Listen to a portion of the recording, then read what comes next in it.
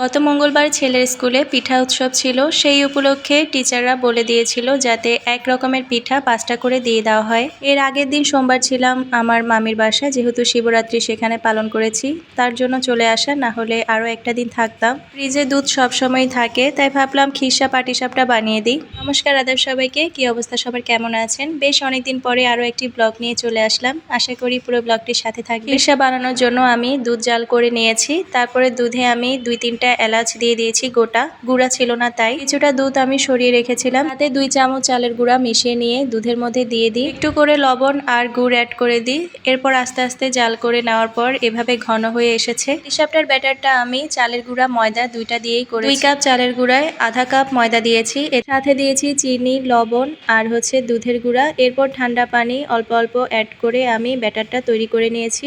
এদিকে ওই যে হাসছিলাম, বলেছিলাম তো আপনাদেরকে, আর যার বাবা তো কোনো সময় আমাকে ভিডিও করে দেয় না, আমি একাই করি।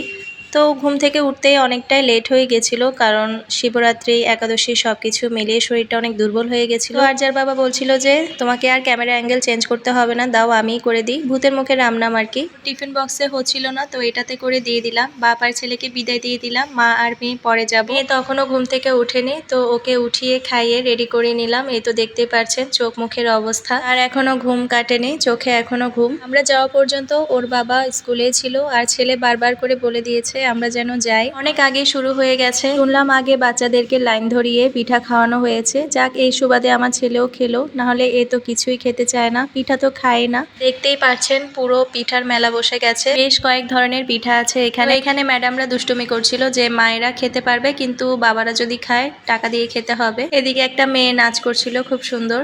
এবার পিঠা ঘুরে ঘুরে খাওয়ার পালা। সবাই বেশ মজা করে পিঠা খাচ্ছে, কেউ বা বাটিতে করে নিয়ে খাচ্ছে, কিন্তু আমার দ্বারা এত হয়নি খাওয়া। ওই যে রিলস ভিডিও একটাতে বলেছিলাম না গোড়াই গলদ, প্রথমে যে পিঠাটা নিলাম সেটাতেই ভুল করলাম, কারণ সুজি খেতে একদম পছন্দ করি না আমি। এটা সুজির পাটিসাপটা ছিল। পাটিসাপটা মানে পাটিসাপটা, সুজির যে পাটিসাপটা হয় আমি সেটাই তো জানতাম না, জানলে তো আর এটা নিতাম না। যাই হোক, কষ্ট করে খেয়ে নিলাম। সুজি আসলেই আমি একদম খেতে পারি না। এই পিঠাটার নাম জানি না, কিন্তু খেতে ভালোই লেগেছে। এই যে আমার লাস্ট খাওয়া একটা খিরসা পাটিসাপটা নিলাম, এটা বেশ ভালোই লেগেছে। এদিকে দেখছি ম্যাডামরা সবাই একসাথে দাঁড়িয়েছে, ভিডিও নিচ্ছে সবাই, তো আমিও একটু ভিডিও ক্লিপ নিয়ে নিলাম। এর তো মাথা নষ্ট দোলনা দেখে, কিন্তু জায়গা তো পাচ্ছিলাম না, একজনকে বুঝিয়ে শুনিয়ে উঠিয়ে তারপর ওকে বসালাম। বাচ্চারা আসলে এমনই, কেউ বোঝে না, বুঝতে চায় না। এরপর জোরে জোরে দুলাচ্ছিল বিধায় ও নেমে গেছে ভয়ে।